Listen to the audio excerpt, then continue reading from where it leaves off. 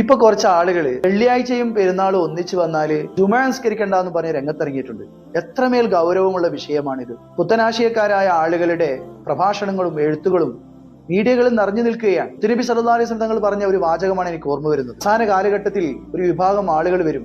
അവർ ദജ്ജാലീങ്ങളാണ്, കദ്ദാബീങ്ങളാണ്, കബളിപ്പിക്കുന്നവരാണ്, കളവ് പറയുന്നവരാണ്. യഅ്തൂനകും മിനൽ അഹാദീഥി ബിമാ ലം തസ്മഉ അൻതും വലാ ആബാഉകും. നിങ്ങളോ നിങ്ങളുടെ പൂർവികരോ കേൾക്കാത്ത ആശയങ്ങളുമായി ഒരു രംഗത്ത് വരുമെന്നാണ്. അവരെയും നിങ്ങളെയും പ്രത്യേകം സൂക്ഷിക്കണം.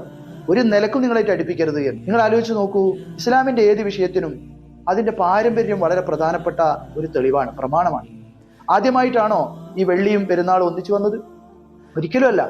ഫിഖ്ഹിന്റെ ഗ്രന്ഥങ്ങളിൽ ജുമുഅ ഒഴിവാക്കണമെന്ന് പറഞ്ഞിട്ടുണ്ടോ? ഇല്ല. ജുമുഅ എന്നത് ഏത് മദ്രസയിലെ കുട്ടികൾക്കും അറിയാം. ജുമുഅ എന്നത് നിർബന്ധമാണ്, പെരുന്നാൾ നിസ്കാരം സുന്നത്താണ്.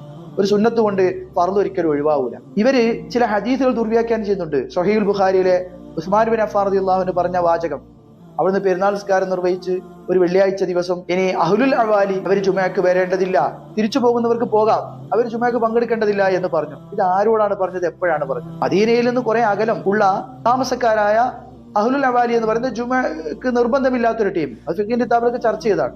ബാങ്ക് കേൾക്കാത്ത, ജുമുഅ നടക്കുന്ന സ്ഥലത്തിൽ നിന്ന് അകലെയുള്ള ആളുകൾ, അവർക്ക് ജുമുഅയിൽ പങ്കെടുക്കേണ്ടതില്ല എന്ന ഒരു ഇളവ് നൽകിയത് മൊത്തത്തിൽ എല്ലാവർക്കും ബാധകമാണ് എന്ന രൂപത്തിൽ തെറ്റിദ്ധരിപ്പിച്ചുകൊണ്ട് ഇബാദത്ത് ഫാസിദാക്കുകയാണ്. റമദാനിൽ തുറക്കുന്നതിന്റെ കുറച്ച് നേരത്തെ വാങ്ങു കൊടുത്തിട്ട് അത് ഫസാദായി കളയുക, സക്കാത്ത് കമ്മിറ്റി ഉണ്ടാക്കി ഫസാദാക്കി, ആത്മീയതയെ നഷ്ടപ്പെടുത്തി ഇബാദത്തുകൾ ഇല്ലാതെയാക്കുന്ന ഈ പുത്തനാശയക്കാരിൽ നിന്ന് അള്ളാഹു നമ്മെ കാത്തുരക്ഷിക്കുമാറാവട്ടെ.